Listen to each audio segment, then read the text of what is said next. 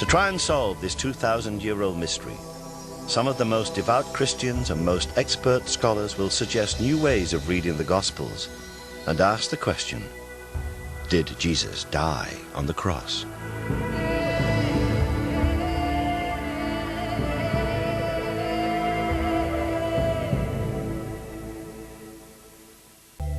Christianity is based upon the resurrection of Christ and upon the concept of the gospel truth.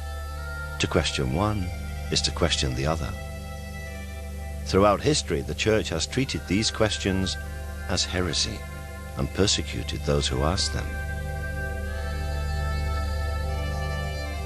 But 2,000 years after the events, many modern scholars and theologians, and even some who are training for the priesthood, now seem to doubt the historical accuracy of the Gospels, and even the literal truth of the idea that Jesus rose from the dead.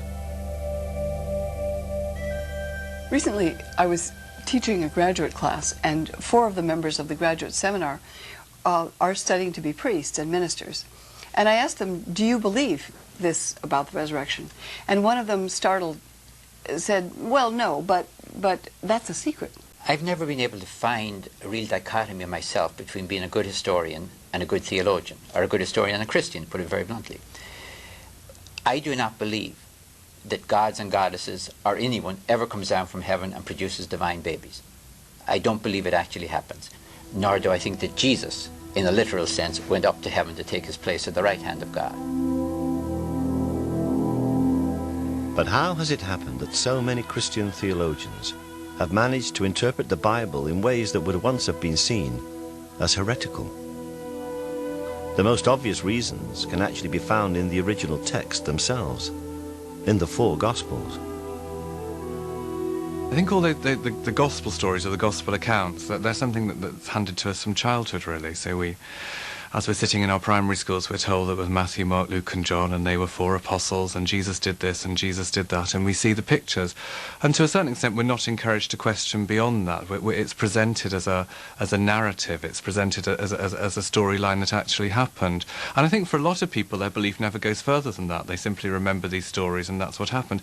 And I think the problem is, for individuals, when you start moving beyond that and try to work out what exactly the Gospels are. The fact is that although we know them by those 4 names, modern biblical scholars cannot be absolutely sure who really wrote them. Originally, all these Gospels circulated anonymously. There were no names attached to them until almost 200.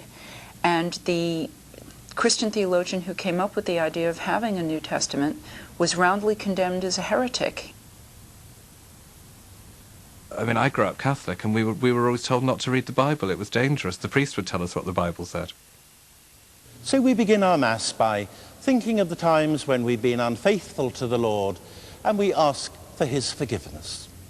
The reason that the priest would tell us what the Bible said is that the original texts are full of inconsistencies. If you start saying it's blasphemous to question gospel truth, which particular bits of the gospel are you choosing to say that about? Or are you saying all of them? And if you say it's all of them, there are endless bits that contradict each other. I mean, Matthew, Mark, Luke and John tell different accounts. I mean, some of them don't even tell about Christ being born in a stable.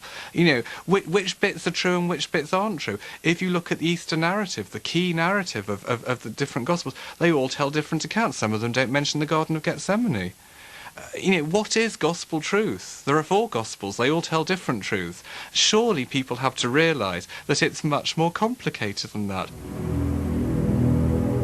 These complications have led many modern scholars to suggest that the gospel stories were not written to tell of a miraculous event, but that they were written with an entirely different and political motive.